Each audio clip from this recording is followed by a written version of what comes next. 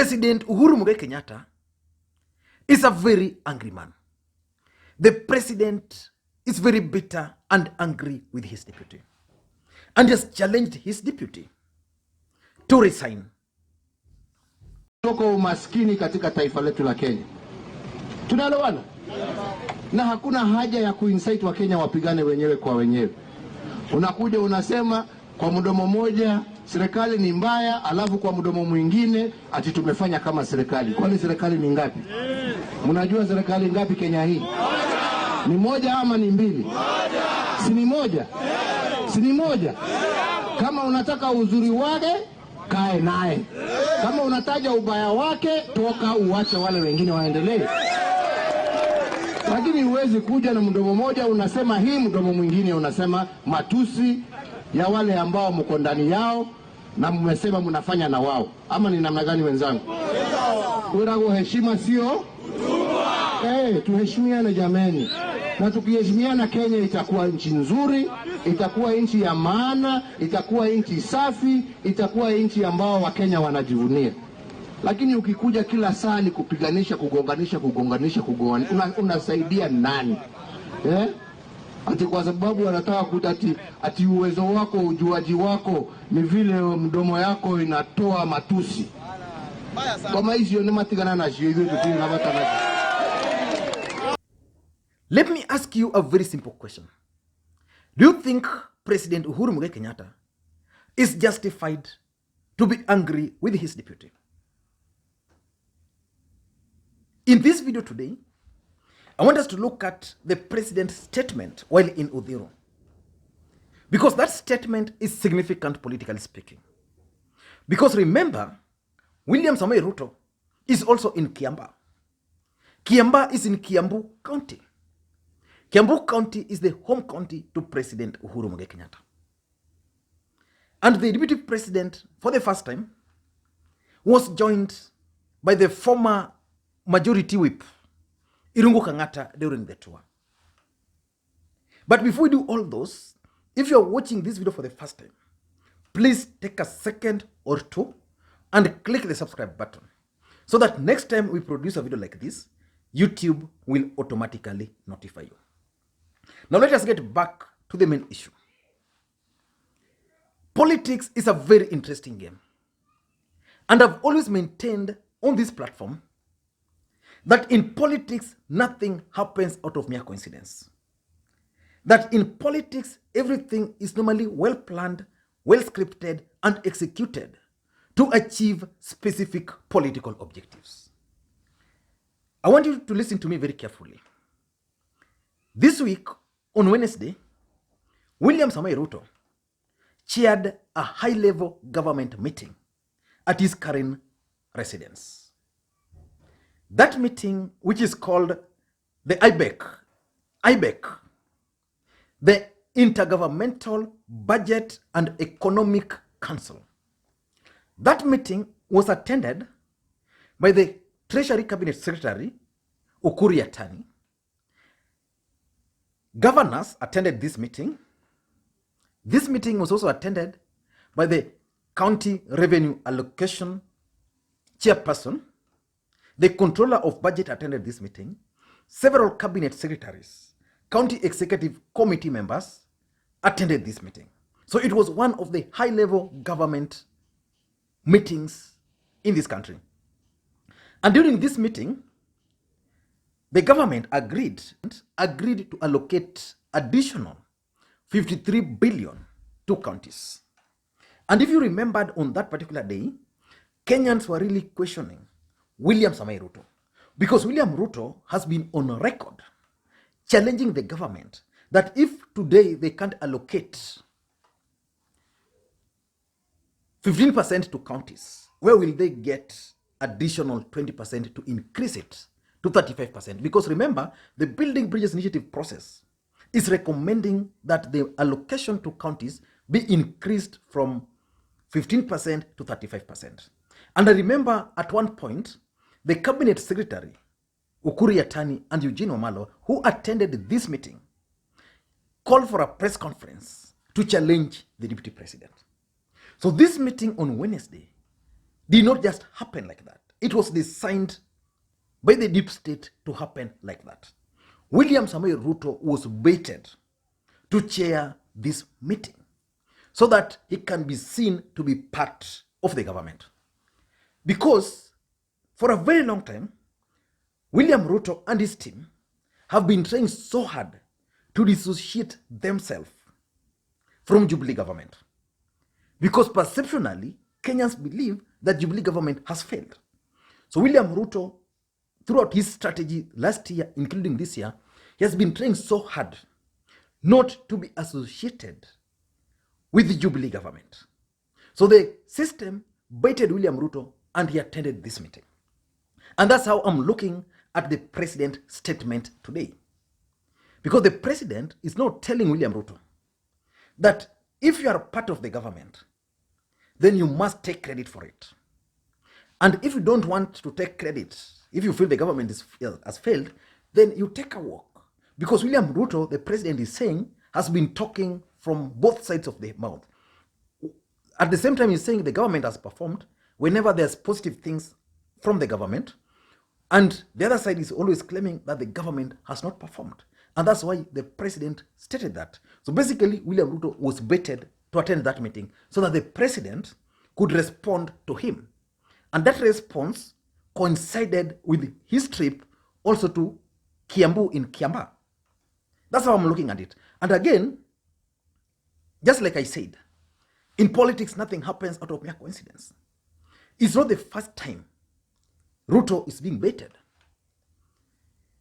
Raila Odinga, who is a handshake partner to President Uhuru Kenyatta, just from nowhere, started trying so hard to link William Ruto to Jubilee failures or to Jubilee government. And William Ruto had now to go back, because when Raila Odinga challenged him that if Jubilee has failed, then you must be also part of it. You can't run. In fact, Raila was putting it so funnily that ukizaa mtoto na kwe kicha, then you don't run away from that kid. So William Ruto then started trying to use that to create a wedge between Uhuru and Raila. But Raila, in my considered opinion, knew so well what they were doing with the President Uhuru Kenyatta. So when Raila started poking holes in Jubilee government, then William Ruto started explaining so hard why Raila Odinga should not run away from Jubilee failures. And why, as deputy president, he's been kept off from Jubilee operations. So it was also a bait. But why do you think President Uhuru Kenyatta was responding to William Samoei Ruto ruthlessly like he did today? And of course, it's not the first time. If you remember in Vihiga, Uhuru Kenyatta told the deputy president that the presidency is not a preserve of two communities.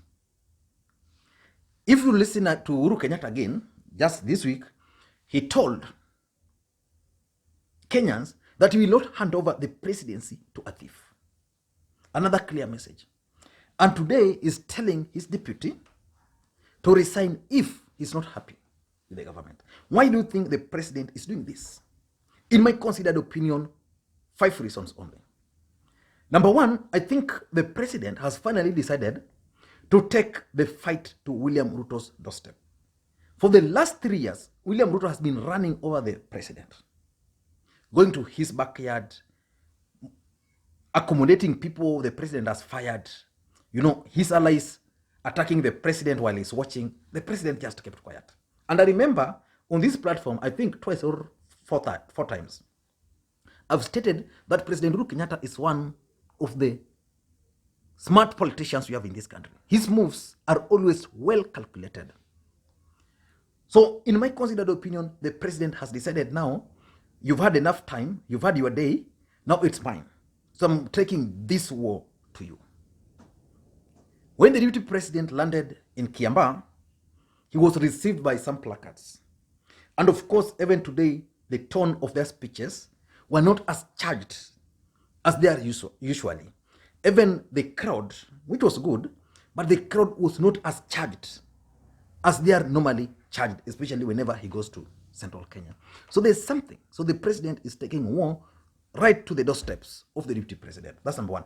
Number two, I think President Uhuru Kenyatta, being a human being, also feels that this man is insubordinating me. Assuming you are the president, then your deputy goes outside there. Let's say you are just the president, things are not working, COVID has come, economy is not doing well, you know, you want to do this, the deputy president is doing this. What do you think you can do? You've tried your best for the last 2 years just to allow the guy to change, not changing. What do you think you can do? So the president has now decided that liwe liwalo, toka. If you're not ready, then no, things are not going to be the same again. Number 3, I think it's about legacy projects. President Uhuru Kenyatta is keen on leaving certain legacy projects. In Nyanza, the president is working on the port of Kisumu. The railway line, where I stay somewhere here, I always hear the sound of train passing in a very long time. So the railway line from Naivasha, I think, all the way to Kisumu is being made. And there's even a station, railway station, which the president is supposed to commission in April, here in Kisumu. And this project, the contractor has been given 4 months to finish. So I think that's part of President Uhuru Kenyatta's legacy. The SGR was President Uhuru Kenyatta's legacy. When Ruto was in Mombasa, he castigated the SGR that it was a bad project because it was serving his political interest there. Now, the deputy president today, like is in central Kenya, he's hailing that project. And this is what the president is talking about. These are my legacy projects. Why do you demean them at the same time you want to appreciate them? If they're bad, they're bad. So I think President Uhuru Kenyatta now wants to own. And that's why he was asking wale watu wa Uthiru, kwani how many governments do you know? Tuko na government serikali ngapi Kenya? Sini moja, na hiyo moja ni yangu. So basically the president is now trying to own some of these legacy projects. I want to tell you, Mwai Kibaki is remembered with the Thika Sukupa Highway.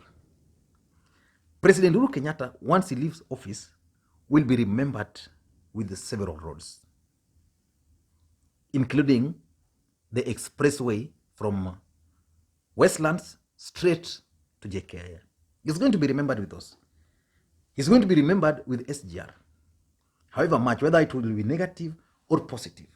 So the president, in my considered opinion, because previously, Ruto would go to places, launch projects, then put that plug with his name that this project was launched by the deputy president. And that's why most people in central Kenya believed that is the one who was initiating some of those projects. Even today, when in Kiambaa, he was mentioning a certain road from where to there to there. President Uhuru Kenyatta is asking him, if you want to be part of a government, be part of it. If not, those projects are mine. Number 4 is the Building Bridges Initiative process. I think the president has started campaigning for the BBI, especially in central Kenya. And that's why he's taking the deputy president head on. Today in Uhuru, the president explained to those residents why additional constituencies are going to be important for them. He also asked them whether they normally receive bursaries more than 1,000, while other parts of the country people receive even up to 100,000. So his message is actually targeted at the larger Mount Kenya region. So basically the president has decided to start campaigning for the BBI directly to the people there. Let us wait and see whether it's going to succeed or not. And lastly, I think it's also a message the president is sending to the entire country and specifically to the larger Mount Kenya region that are not going to support William Ruto. And he's giving reasons. These guys is not supporting my work. These guys are abusing me. They are not supporting my BBI. So basically, I'm not going to support him. I don't know what you think. But in my considered opinion, the president might be justified to be bitter with his deputy. If it were me, probably. In fact, the relationship between Uhuru and Ruto, if it were not for the new constitution, Ruto would have been fired long time ago. Let me hear your thoughts on this. Thank you guys, and please may you have A good day.